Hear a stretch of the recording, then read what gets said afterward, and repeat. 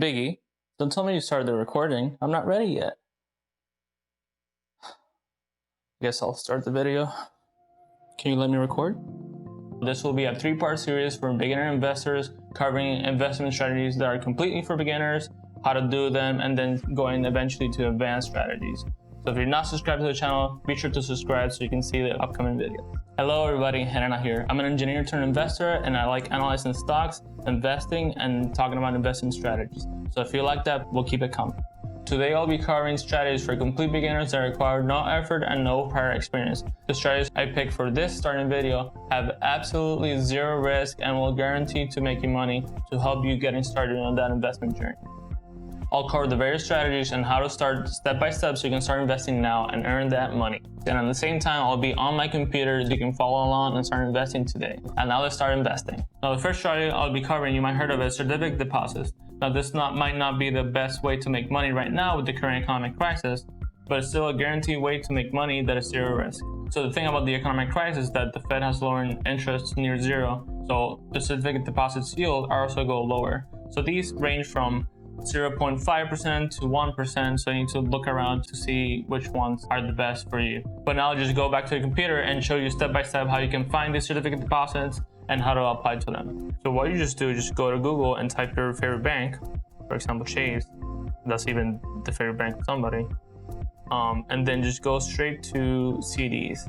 And what we're looking for here is just to see what is their current rate and see if they're a decent rate to go for. And yeah, we're still using the Jersey Shore zip code. So as you can see here, the rates are pretty abysmal. And this is pretty common for big banks like Chase, Bank of America. And that's because they don't really need your money. So they were not gonna give you a high interest rate on that certificate deposit.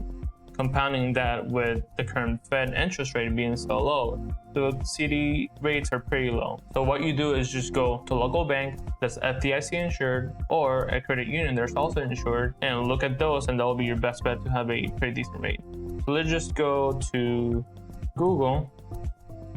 Let's go to a credit union that I know that has pretty decent rates.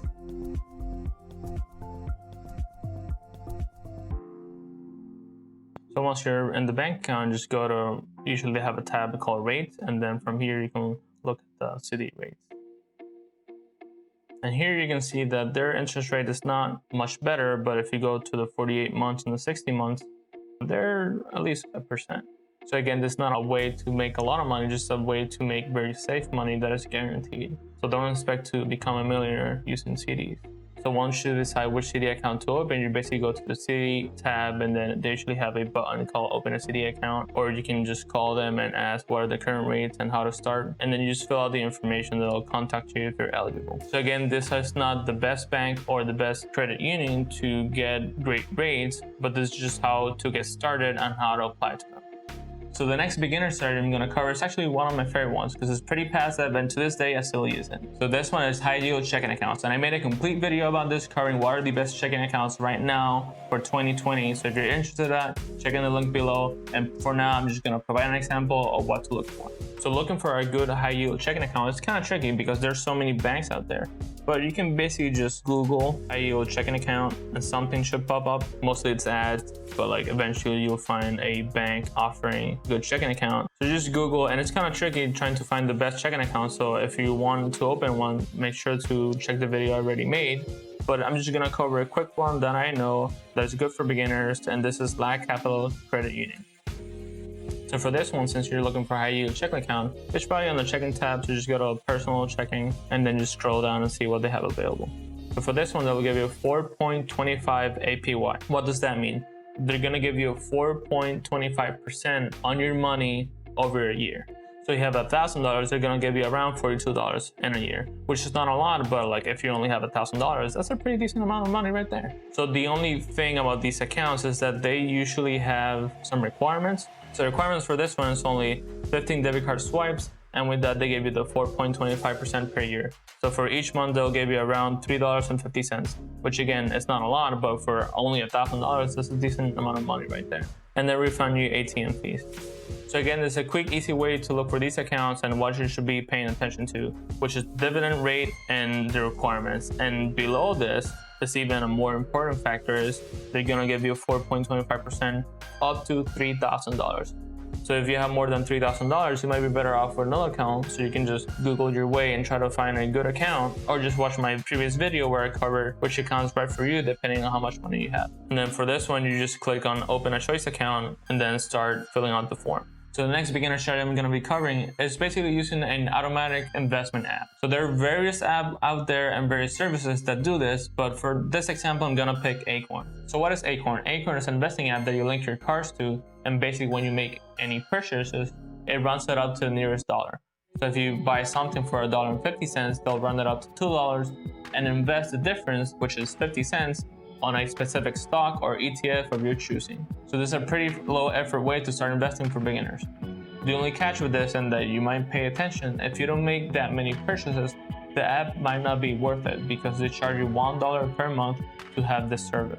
So if you're not making a lot of purchases, that $1, since you're not depositing a lot of money into your investment account, might eat into your account. So be careful about that. And with that, I'll start covering how to apply for it. So for this one, it's pretty easy. Just go type Acorn, you go into it, pretty easy to just get started. But what you want to pay attention to, again, I'm not saying that Acorn might be the best investing app, but what you should pay attention to is the pricing.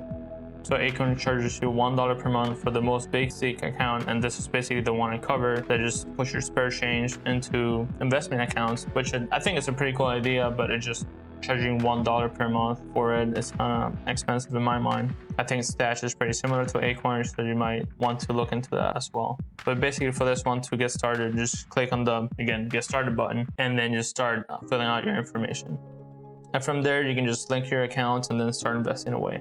So the cool thing about these accounts is that they have the option to open custodial accounts for kids. So you can basically have a master account that you will control as a parent, and then you can link your kid's debit card if you're brave enough to get them a debit card. And then you can start investing for them, running up their purchases. So the good things about these apps is they usually have a lot of ETFs. So what ETFs are just basically a group of stocks blended together. So when you put money into that group of stocks or the ETF, your portfolio is safer and more diversified than if you only picked an individual stock of that group.